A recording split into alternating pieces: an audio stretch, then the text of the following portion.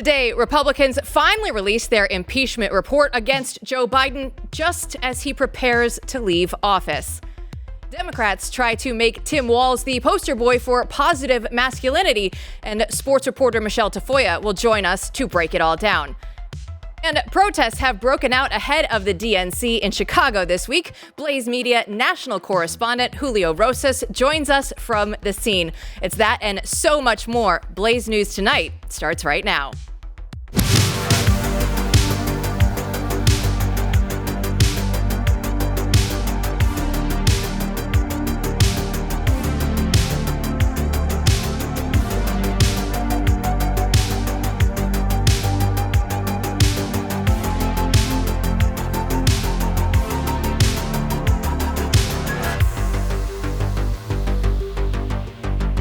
Welcome to The Chaos. I'm Jill Savage. Today is Monday, August 19th. It's time to make America great again, and the Trump campaign has brought back 2016 campaign manager Corey Lewandowski. And joining me now is Matthew Peterson, editor-in-chief of Blaze Media, and Corey Lewandowski himself. So thanks so much for joining us, Corey. Now, there's been a lot of speculation as to why you were brought back on the campaign pretty late in the game, but we thought we'd better ask you because it's going to be, it's not your first rodeo here. So what do you hope to add to the campaign this time around?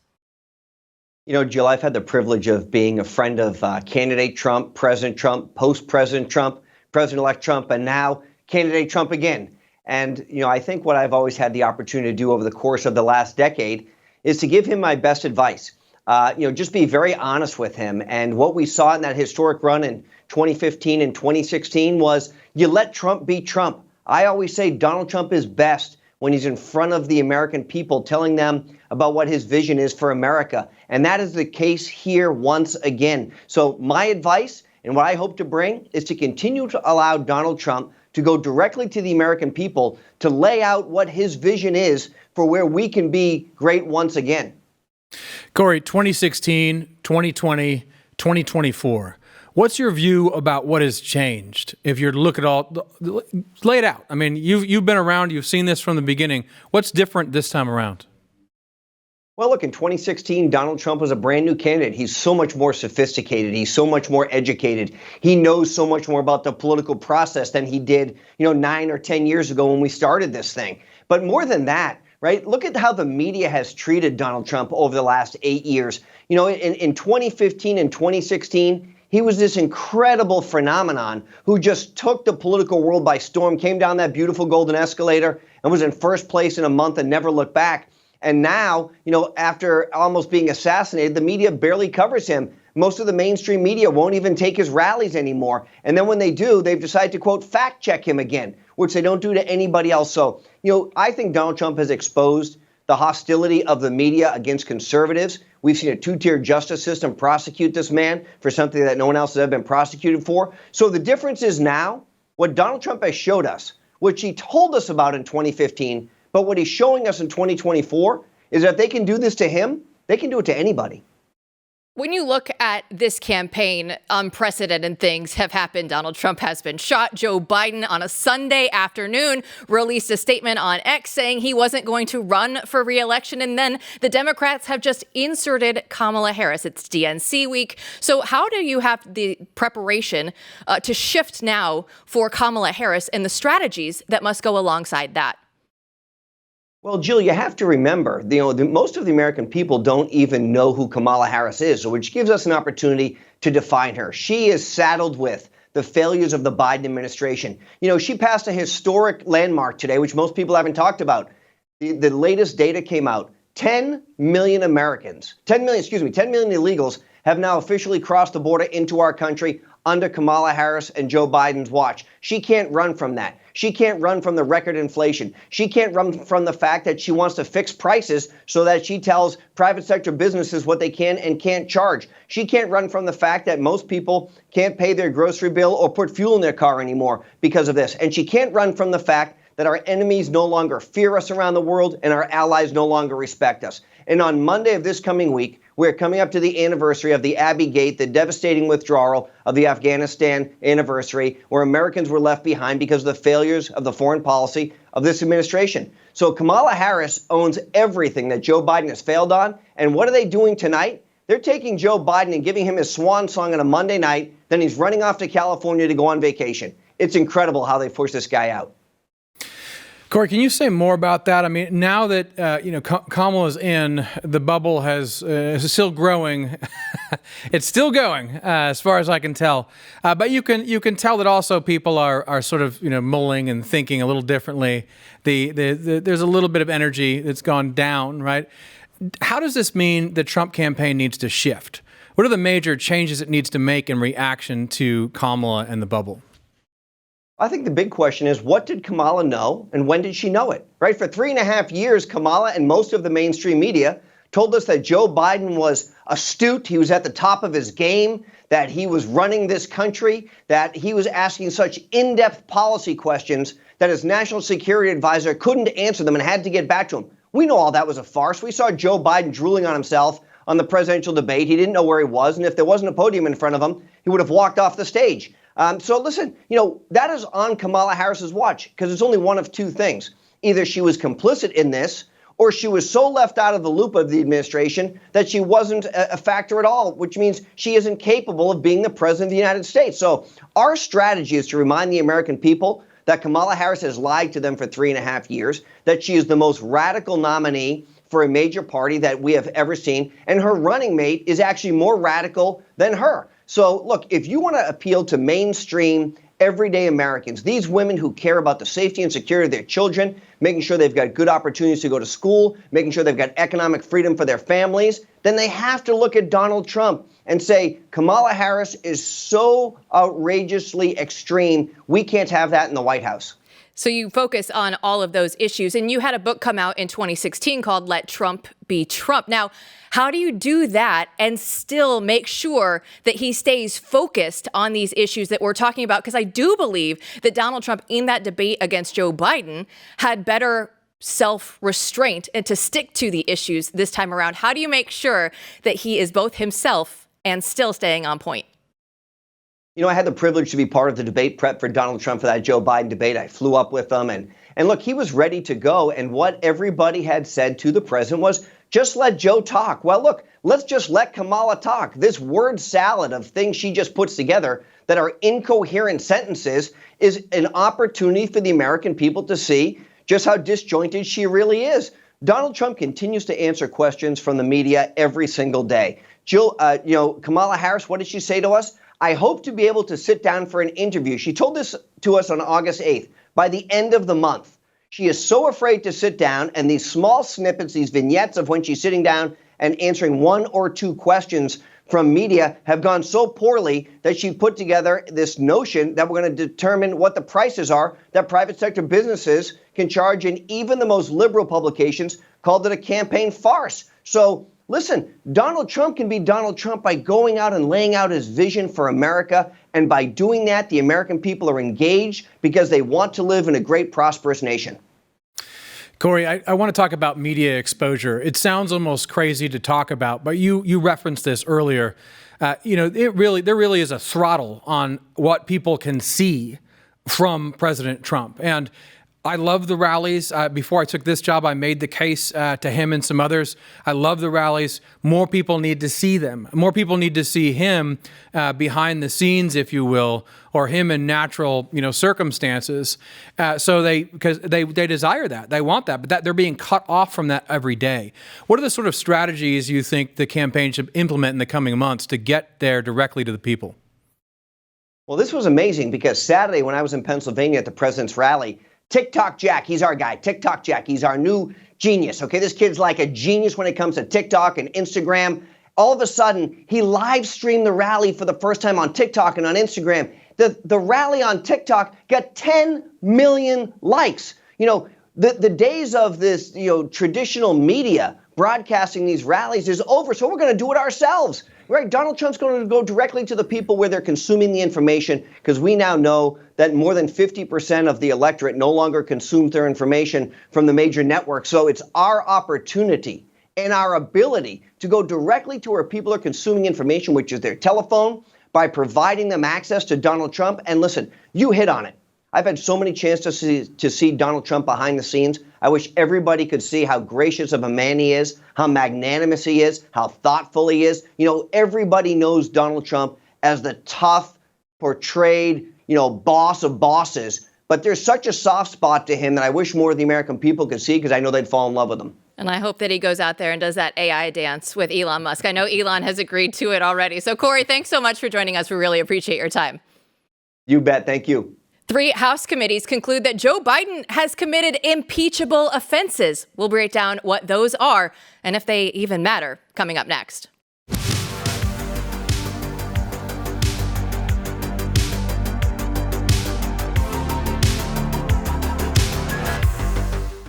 Americans are hurting financially. We all know what the economy is doing out there, and healthcare costs, well, they have been out of control, and government is not the answer. So what is? Well, listen to what we have to say for Lassie Health, Laasy. And it's not health insurance. It's access to the healthcare that you want without all of the red tape, the restrictions, and the inflated costs. Now, when you say, I probably can't afford it, well, listen. It starts at just $30 a month. And for that, you get transparent pricing, comprehensive coverage tailored to your needs, and access to the healthcare services that you want without breaking the bank. And the best part is there's no annual or lifetime caps on services, and you can start your plan at any time because it's not healthcare. So you don't have to wait for the open enrollment period. So go ahead and give them just go check them out. Lassie Healthcare is a game changer. Check out the affordable plans that put you in control of your healthcare at healthylink.com/blaze. For a limited time, get your first month free, up to $100 off eligible plans. So get healthy, be healthy, and stay healthy without breaking the bank at healthylink.com/blaze. Earlier today, the House Oversight, Ways and Means, and Judiciary Committees finally finished their impeachment report against Joe Biden. Perfect timing, just after he dropped out of the 2024 race. So here to discuss is Chris Bedford, the senior editor for politics and Washington correspondent for Blaze Media. So Chris, I mean, come on, the timing of this, does this report have any weight left at this point in time? Only really for the history books. Joe Biden is obviously not going anywhere as president until he retires in January. That was due to the Democrats, not due to the Republicans. But, well, I do have a lot of gripes, generally speaking, with Republican oversight, which nowadays basically is a tool that they use to fundraise, not to actually hold people accountable. And it's not just Republicans, it's all of Congress. The Congress and the legislative branch has lost its muscle across the board. Matt Peterson and his colleagues back in the day at Claremont have done some really excellent work exposing that lost memory. But this impeachment report does have some important stuff that is going to be interesting, I think, to the American people. There's $27 million that were taken in by the Biden family over 10 years from seedy foreigners and foreign governments and foreign government-aligned businesses. So I'm not talking about just this is not money from Canada. This is money from Romania, from Ukraine, from China. And not only that, but how it exposes and lays out just how actively involved Joe Biden was over the years. Not just that Cafe Milano dinner, but hopping on the phone, getting on Air Force Two when he was vice president, literally taking meetings in China with businessmen, writing recommendations for college admissions for Chinese businessmen's children. This sort of stuff is a criminal enterprise. And Republicans had been loath to talk about it for a while. The impeachment was out of the news because the polls were being dramatically altered by the American people finally realizing how old and out of touch the president really had become, which didn't fit with this impeachment report that he's some kind of Machiavellian actor making millions and millions and millions of dollars for his seedy family off of foreigners. But keep in mind that this impeachment report is from much earlier. This is stuff that he was doing when he was vice president and after the vice presidency. He was not just selling the illusion of access, which Democrats have said, he was selling literal access. And now we have a whole page, 200 pages of proof on that. Yeah, well said, Chris. $27 million that we know of in a 9-year period just going into the Biden family. And now it's out there. Everyone knows it. Before we get to maybe some criticism of the timing of this and start ragging on Republicans, one of my favorite pastimes, maybe we should dig into what you just said, which is the importance of oversight having real teeth, real intelligence, and actually real staff to conduct these sorts of investigations. So the problem is, which we can't emphasize enough to people, that as much as we hate on Congress, the smart staff has gone way down over the years. They have less of it now, less resources to do this sort of work. And if you were serious about oversight, you would have serious resources and very talented people that you would put to use in Congress doing these sorts of investigations. God forbid, right? As opposed to letting news agencies do it, people like us try to do it, well, we're being demonetized by the man. So tell us more about this report. Do you think it was quality? You think this was good? This is a good example, a bad example? Place this report, within that world. I think that they did good. I think they did good work. I think that this report, if you had a less partisan Congress legislature, if you had a Senate that was controlled by Republicans, and if you had Joe Biden running for re-election right now, would be damning. The receipts are there, and every single aspect of the federal government, the administration, resisted against Republicans on every step of compiling this data. They were told repeatedly by the New York Times and the Washington Post, and CNN, and CBS, and ABC that this stuff was fake, that this was conspiracy theories. And they kept on going, and they got the receipts, and they put it out. And they put it out in time for the summer before the election, something that in normal political times, when the president had suffered a coup already from his own party, would actually have an impact potentially on the race and would be able to break through. But just like you said, there is a problem in general on Capitol Hill. Republicans do this dumb thing, which makes kind of the Tea Party wing happy, of not spending all their budget, of cutting Congress's budget. They ought to triple Congress's budget. If you want to actually curtail federal spending, that money is not being spent on the salaries a quarter mile away from the studio right now. That money is being spent by the administrative state that is completely unrestrained by Congress, which should be able to employ people at the peak of their careers. And one of the reasons that all this money gets spent and all this corruption goes on is because those people who then actually do understand how the system works leave so they can make an adult paycheck in one of the more expensive cities to live in the United States. You need to be able to reverse that, and you need to be able to pay the salaries to do that if you want to exercise proper oversight. And you need congressmen who aren't lazy. And that's a real hard pull. Oh, hey-o. We're gonna try for that one. BlazeTV host Steve Deace, whenever he has a good tweet, I'll just let you in behind the scenes. He'll send it over to me. That's when you know that he thinks that he has a good tweet, because he wants everybody to see it. He did that this morning with this one when he posted on X. He said, Republicans releasing a report on impeachable offenses by Biden a month after Democrats kicked him to the curb while they're still on vacation is the most Republican thing that ever Republicaned. Chris, your reaction? Yeah, I can see the frustration, and I can see the point. Republicans are not nearly as good at messaging as a lot of their Democrat colleagues are, and a lot of the Republicans lack the media echo chamber that exists. And like we saw earlier today, Kamala Harris's spokespeople are openly out there saying, well, we expect the media to explain her policies for her. The Republicans don't have that. But it is important that they do anything they can to pierce through this illusion that the current administration, which is going to be on display as we speak at the DNC in Chicago, that the current administration has done a great job, that Joe Biden has been a good president, that he has been a selfless elder statesman. He's got the lowest speaking rung of basically the entire convention, the Monday night opening, but during that time, they're going to try and be selling him as that. So having a report out there that talks about just how petty and just how corrupt the Biden family has actually been, and Kamala Harris is the representative of that going forward, it could be a useful thing to kind of push back against these vibes if it were to get picked up by a lot of the propagandists out there, which is less likely. Yeah, I mean, I think Steve has a point here. The very end, right? It finally comes out. But I think your point is important today, which is that the truth matters and good work matters. And so this is almost like a work of real good journalism, and it should be picked up, read, and promulgated as what it is, which is getting at the truth about a guy who made millions and millions of dollars off of selling access to his office to China and foreign nations, and then became president. And if no one else seems to care, we do, Jill. We do.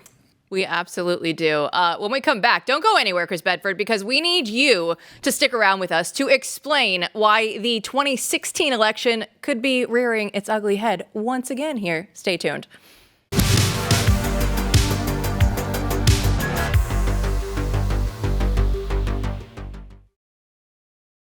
Is Kamala Harris channeling Hillary Clinton? Chris Bedford thinks so. He wrote it in his latest piece at theblaze.com/Bedford.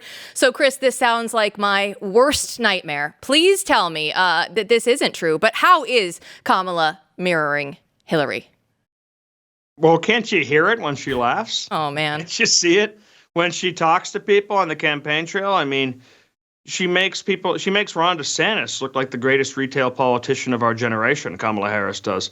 There's a certain kind of mechanical nature to her, a certain Machiavellianness, which is apparent, that is really reminiscent of Hillary Clinton. But it's not just that. Also, there's the whole campaign obsession with vibes. That's what Kamala Harris has been running on. It's the campaign of love. It's the campaign of cool. It's the campaign of brat summer. These aren't really serious things, although, as our own James Polos has pointed out numerous times, vibes have a real meaning and a real impact in American politics. It kind of reminds me of a lot of the stuff that you saw with the Hillary Clinton campaign, whether it was that really grotesque celebrity-driven fight song that they would play at the DNC, or whether it was the I'm with her stickers. It was all about this feeling of just being part of history as opposed to actually having a real movement or real ideas. And then also, they both really represent the status quo, despite their efforts not to. Donald Trump, despite being a former president, is a consummate outsider. He is hated by the swamp. He's always been hated by the swamp. The neoliberals can't stand him. A lot of the Republicans in D.C., if I were to poll everyone within a mile of me right now, I would say 95% of them hate Donald Trump. He's not welcome here, whereas Kamala Harris, the sitting vice president, Hillary Clinton, former cabinet member, former carpetbagging New York senator, former first lady, they come together and represent a status quo which is not really liked by the American people. That's the reason why Donald Trump won in 2016, why Bernie Sanders, were he not sabotaged by his own party, probably could have been the nominee. That's the reason why Donald Trump is back right now, is there's extreme dissatisfaction. And those numbers, which are polled, scientifically polled every year, have only grown larger. The difference between those people who think that this country is going in the wrong direction and those people who think it's going in the right direction, which is a very small number. Chris, the joy of Kamala. Let's talk about the vibes. And let's talk about it in this way, right? You mentioned that there's something inauthentic about them. And this is what I think is interesting. If you don't like them, right, what you're describing is being able to see from the outside that they use parts of themselves in order to get ahead, right, in inauthentic ways. So it's almost like they're just mechanically, or you said Machiavellian, they're using parts like I am a woman and I will use that in order to get ahead. So you will be with me because I am a woman and I will use my womanness in front of you as a way for us to like each other and to get a vote, right? I mean, you can see them almost like picking and choosing pieces of themselves and presenting. So the question is, shouldn't more people see that now than did in the past? I feel like more people have less faith in the establishment, less faith in the media, right? And on the one hand, these are candidates that millions of people can see how fake they are. And on the other hand, we're still at 40% versus 40% with 20% in the middle. Well, unfortunately, that problem seems to be nearly eternal in this country. But there's also the fact that Hillary Clinton really had been in the public spotlight for 20 years before she ran for president. She had been a major person. The American people had really formed their opinions. And despite the fact that the vice president of the United States, the second in charge of the Democratic Party, absolutely fit the bill and was the perfect resume for everything that they want to put out front. She was so bad at retail politicking. She was so bad at doing her homework. She was so bad at staying on message that they hid her and they put her away. And now they're going to bring her out and they're going to have this rebirth. And it is similar to when Hillary Clinton, remember, was a very formidable candidate against Donald Trump. Everyone can look back now and see all the incredible mistakes that her campaign made, and there were many. But to see the way that the newspapers treated her, to see the way that the adoring left-wingers treated her, it seemed like there was inevitability. I've got a copy, I think it's Newsweek, I think it's Newsweek. I've got a copy of the magazine that I pre-ordered that said Madam President, and I accidentally shipped it, have it framed in my office. This feeling around Hillary and the inevitability of her was real in 2016. Now it seems quaint. And Kamala Harris, they get the added benefit of the fact that she's been hidden for so long. And that will help. But I guess during this convention this coming week, well, it'll be a star-studded spectacle for sure, and one that's on script. Should be the beginning of the end of the honeymoon phase, where people really do start to ask actual questions of Harris and no longer accept interviews with her vice president's dog in their stead. Chris, we knew DNC week was going to be pretty bad, but it got worse when Planned Parenthood is in Chicago, taking advantage of the increased foot traffic from the DNC by offering free abortions and vasectomies. So what was your initial reaction when you saw this? And do you think this is what the Democrat Party says that they want, right? I mean, it's perfect, right? Set up an altar right outside of your convention. Why wouldn't you? It's the Democratic Party for years now. I think it was 2012 when they first booed the mention of God being included in the platform, back when platforms were still written on camera. They have become a party of pagan America at the elite levels, and of course, they would set up their altars. I would point out that even as far as pagan cultures go, it's extremely rare to worship infertility gods. And that's sort of what you see in that giant statue of an insert to stop pregnancy from happening that's being paraded now around the DNC. It'll be interesting to see if there's anyone who gets in line aside from pranksters, but it's a sad state of where the party is. It went from safe, legal, and rare to shout your abortion and advertise it and set up an altar right outside our convention. Yeah, a sad state indeed. And what's disgusting about this is, the implication is that you would get in line to get an abortion or a vasectomy, these life-changing decisions in a van outside of the convention center in Chicago for political reasons. You don't pull this up outside a convention. The implication is, yes, you would do this because you're a Democrat and because you're here with this party right at this political event.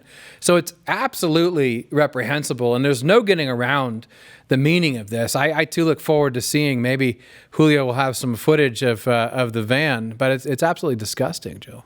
Yeah. Chris, when you look at this, you mentioned safe, legal, and rare.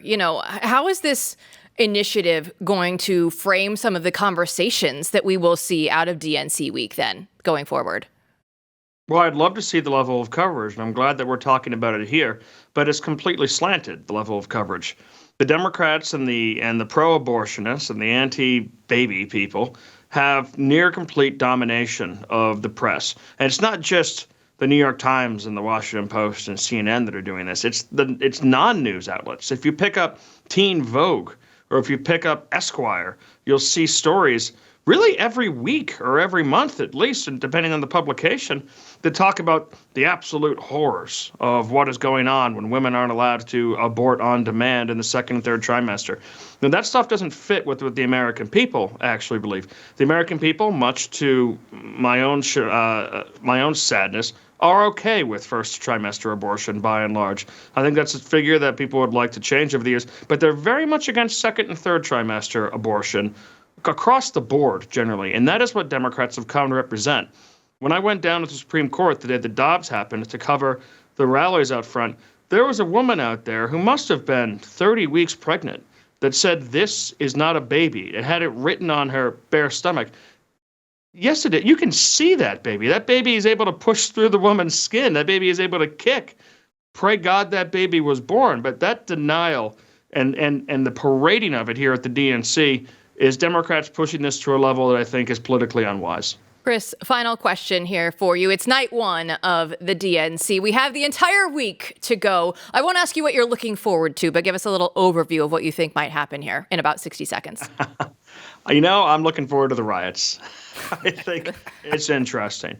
I remember 2016, I got dragged out to one of the balls or galas that were going around during the inauguration of Donald Trump. And you don't really want to go to those. It just basically means 30-minute lines for a drink in a basement somewhere, and maybe the president shows up for 10 minutes, unless you're invited to the really good ones, which I was not. But that night ended with having to run through the streets because anyone in a tuxedo was targeted by roaming rioters. It had been, in the years that followed, cars being lit on fire, old women and old men being attacked at Republican rallies. This constant threat of political violence that hung out there with the Democrats just cheering it on. Well, now, while they try to portray party unity, there's going to be about 100,000 estimated protesters out front that have already reached the security lines. And that beast that they have stoked, their politicians at the highest levels, including Kamala Harris, have stoked that political violence. Well, maybe it's knocking on their door now. I hope no one gets hurt, but I hope that the display is as wild as it's been for these last couple of years. I'm looking forward to the protests. That's what Chris Bedford had to say. I appreciate that out of you. I really do. Thanks so much for joining us, Chris. Great to be here. Democrats are trying to rebrand masculinity using Tim Walz. Our next guest will tell you why it's embarrassing. Don't go anywhere.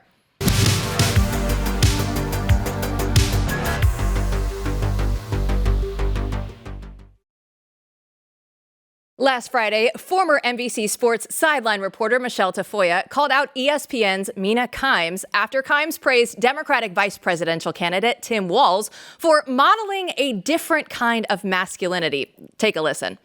I do want to take this outside of politics briefly. There's something to me really important about seeing someone like this modeling a different kind of masculinity that we just haven't seen. And I think we're kind of seeing it a little bit in the NFL with the Kelseys and Dan Campbell, this idea that big, tough football guy isn't separate from showing emotions and empathy and that kind of thing. And I when I see them leading with, because Kamala, dude, yes, they're calling him coach and whatnot, but in the same breath, they're emphasizing this man, the year he was a football coach, also ran the Gay Straight Alliance at the high school. That's really powerful in a way that goes far beyond politics and electability, which is what the discussion we're having. There are very few models of like that in American public life. Michele Tafoya joins us now to add some sanity to this conversation. We'll get to the Kimes stuff in a minute, but I know that you are a resident in Minnesota. So I want to know from you what it's been like living there with Tim Walz running the state. And I have a great basis for comparison because I moved here in 1994. We had a Republican governor then. We've had another Republican governor since. We did have that Jesse Ventura experiment, but the last couple of terms under Tim Walz have been a disaster, an absolute disaster. And I know so many people who are leaving Minnesota or planning to leave Minnesota. It is less safe. He made a very strong demonstration of who he is or is not, however you want to frame it, when he let Minneapolis burn during the George Floyd riots and let a police precinct burn and just told the police, leave it, just go, let them have it. People were afraid and people were wondering where the hell the leadership was during all of that. Taxes are another thing. We have one of the highest business tax rates in America, which is driving businesses out of here. I could go on and on. You guys have heard some of the other stuff, the way he misrepresents himself constantly. So listen, if our daughter weren't still in high school, we'd be out of here too. Michele, I hear that having come from California to Texas not too long ago. I want to ask you a feelings question in the spirit of the moment. And that is this, the masculinity stuff we'll get to, I don't even want to talk about that myself. I want you guys to talk about it and I'll comment on it. Look, let me step back though. Let me zoom out of masculinity. Why is it that this guy creeps me out? Okay, because and I can go into that a little bit, right? there's a bunch of elements that he sort of represents, fragments he sort of shores up against himself. And all of it together doesn't make sense, right? The China trips, he has the gay club, he goes to Maynard's, he's Mr. Midwest. I mean, there's something about this that it creeps me out because there's an inauthentic element to it. But maybe I'm wrong about that. Maybe this is some weird demographic that I didn't know existed. But explain that to me, having lived under his reign in Minnesota. I don't know that I can explain it any better than just this law that he passed that would provide the boys' bathrooms in public schools with women's products, tampons to be specific. And it was like 10 years old and up. And the idea was, well, boys can menstruate too. Well, no, they can't. Now, a woman who presents or, as a male could. But this idea that, kids 10 years of age should say, hey, you're fine. Just if you need to go to the boys' bathroom, there will be tampons for you. Just that. What kind of priority is that? Meanwhile, half of our kids in school can't read at grade level, nor can they do math at grade level. During COVID, the hockey rinks were shut down. Kids were driving across the border to Wisconsin in order to play hockey. So, I mean, there are countless examples of how inauthentic his priorities are, or maybe they're authentic to him, but to me, they don't speak to, making Minnesota a safe haven for transgender surgery, even if your parents don't approve, making Minnesota a safe haven for abortions up to the time of birth. These seem very outside the mainstream to me, and I think they are. And these are priorities for Tim Walz. Taxes be damned, public safety be damned. His priorities are not what most Minnesotans want. Well, I think we filibustered it long enough. We actually have to talk about Mina Kimes now and the masculinity of Tim Walz. I think it's so funny that she tried to bring the Kelsey brothers into it because everybody knows, they're really popular right now because of Taylor Swift. But when you look at that comment and you listen to it, what is your response to that? Well, in the words of most people when they talk about Kamala Harris, this was a word salad from Mina Kimes. I'd never heard it in that the full extent that you guys just played, and I'm really glad that I did. But for her to say, ain't his masculinity cool, without knowing his policies, without knowing how he's ruined a beautiful state, without knowing anything else about him, that this aura of masculinity she's describing, where she puts down men who are, I'm a big tough football player, that they can be emotional too. Well, I think we've known that since Bud Grant, another famous Minnesotan, may he rest in peace, took the Vikings to 4 Super Bowls, Hall of Fame coach who was as tough and as masculine as they come. But when he sat down with me for a Super Bowl interview, cried his eyes out talking about friends that he lost in the war. So I think men have been emotional for a long, long time and sensitive when it comes to a lot of things. I wonder how she feels about Kirk Herbstreit speaking out about men and women's sports. I wonder how she feels about that kind of masculinity of dads wanting to protect their girls in their sporting endeavors. I just, this weird view on masculinity and what it should be like. Again, it's just, you're coming up with this nebulous idea of what someone should be like without really knowing who he is, what he stands for, what his policies are. So what the hell masculinity has to do with this, I don't know. Yeah, that's a great point. And what interests me about this is, first off, it sounds like some strange feminist trope, right? About the big bad, football player or whatever, as if the warrior doesn't have emotions it's just strange, right? Go back to ancient Greek and Odysseus crying over his lost comrades in the same way Bud Grant did. These are great men, so there's a weird fetish here, I don't get it. Okay. But riddle me this. Maybe it's the case that, as I'm listening to you talk, trying to figure her out, maybe it's the case that she thinks this means you are both a male and you have liberal opinions, a male who codes somewhat masculine or straight, and you have liberal opinions, and that's the good thing she's talking about? I mean, liberal opinions. Because there are a lot of sensitive men, masculine and sensitive men on the other side of the aisle as well. And I'll give another example here. My late father-in-law, who was a defensive coordinator at the University of Minnesota for their football team, tough as nails, one of my heroes in life. But I remember when he was losing, he and my mother-in-law were losing their dog. Their little dog was dying in his lap, and the man was sobbing. And it's such a strong memory for me because I remember thinking, wow, he loved this dog so much. Here's this big, tough guy.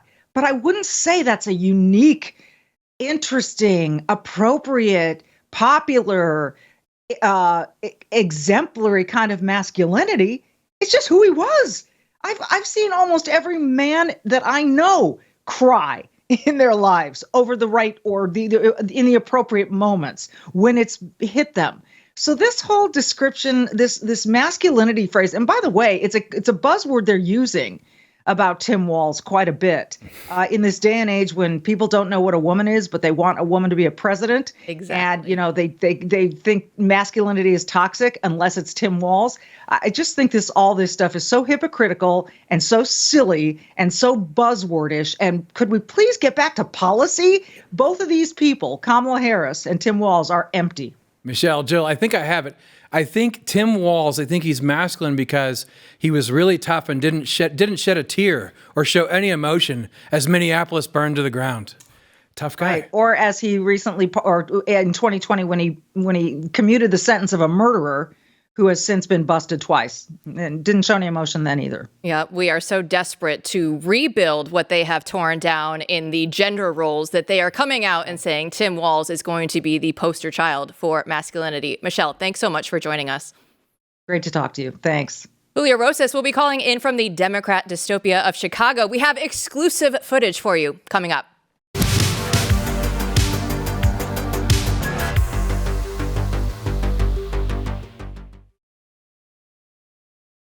Last week, Blaze Media national correspondent Julio Rosas predicted that there would be riots outside the DNC this week, and he was right. Julio joins us now by phone. So, Julio, can you set the scene for us?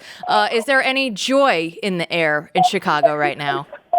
Well, among the protesters, there is joy, but not the kind of joy that Democrats have been talking about. So about 10 minutes ago, the March on the DNC had gathered at a park right outside security fencing by the United Center, which is where the main event for the DNC is taking place. And about 10 minutes ago, I didn't think it was going to be possible, but protesters managed to breach the fencing in several places. And now they are kind of in a standoff situation with Chicago police, and I also saw U.S. Capitol Police with a second fence that is between them. And the protesters have tried to tear that down. Police brought out pepper spray canisters. They haven't used it yet, but right now we're in kind of a tense standoff situation. And I don't know if you can hear that, but some more in the crowd are trying to take down more of the fencing alongside the security perimeter. Julio, what led to this breakdown in security? And if this is only the first day, what can we expect moving forward? Well, part of the reason why that they were able to do this is because clearly the police have given a hands-off approach.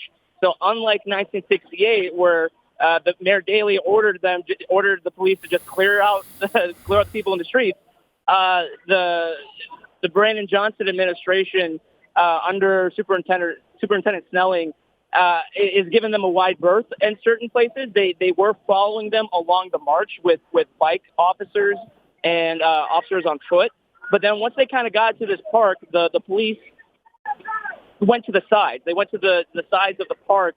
And so the protesters had easy access to the security fencing. And like I said, I didn't think it would be possible. And truth be told, they probably thought it was going to be possible for them to take it down almost. To my knowledge, they didn't use any tools. They didn't use any kind of hardware. They just kind of were shaking it until they finally were able to get one panel down. And as soon as one panel was down, they had easier time lifting up the others since they were able to get it from both sides. Julio, what are the primary demands or issues that are being raised by these protesters? Well, the main one has just been kind of the main one for the far left since October 7th, which is calling for a ceasefire in Gaza at a minimum, but also an arms embargo on Israel. There kind of is other issues that are local when it comes to healthcare, when it comes to jobs, and no border walls in general for the country. But the main thing that's invigorating people to come out and do this at the DNC is the issue of the war in Gaza. Julio, now that you're there, what is the spirit like? What is the vibe like from both the protesters in these first few days and everyone else? I mean, are people scared? Do people not care that they're there? And are they emboldened, or are they just determined? I mean, what do you feel on the scene? Well, I can tell you that the protesters are very emboldened now because they kind of set it up like, so there's that first security fencing, there's a road, and then there's that second security fencing. So right now we're in the road between the two fences. And right now they're just kind of staying around. They're obviously very happy that they have been able to kind of get a little bit closer to the United Center. So people are just kind of milling about. It's, like I said, it's kind of a standoff situation right now. Have you heard any numbers, just how large the protester group is right now? Have you heard that yet? It's in the couple of thousands. The people that are in the road between the two fences, it's about 50.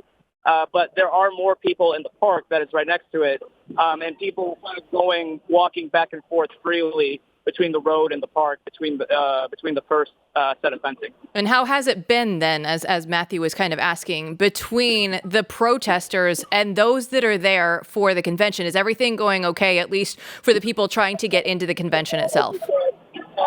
Yeah, I think so, just because it's not large enough. The crowd isn't large enough to block multiple entrances and roads that lead into the United Center. So the park that we're at, it's not really being used for entry by the delegates, attendees, and the rest of the media. So right now, I think that's a reason why police right now haven't moved in to clear people out, is just because I think they figured if they can keep people in this one spot and not do any further damage, then maybe they'll go home and leave. But the night's still young. I mean, it's not even nighttime yet, and things are kind of ramping back up again. Julio, thanks so much for taking some time out in your Super Bowl to talk to us. In 30 seconds, what do you look forward to this week, given what you've seen so far? Kind of more of the same. I mean, unlike the RNC, like I said last week, there's protests scheduled every single day until Thursday, and so I kind of figured they would want to make a good big first impression for the first day to let the DNC and the Democrats know that they're here and they mean business. So I can only imagine that, again, if Chicago police continue this hands-off approach, it's only going to invigorate them more. Well, Julio, thanks so much for joining us, and stay safe out there. We'll look forward to talking to you the rest of the week. All right, thank you. Peterson, I, as a former sports reporter, when you let a team stick around, they feel the confidence. I feel like this is what's going to happen with the protesters. Oh, yeah. I think this convention was going to get what it deserves. And they want them to stick around. So be it. We'll break it all down for you as it comes about later this week. Have a great night, everyone.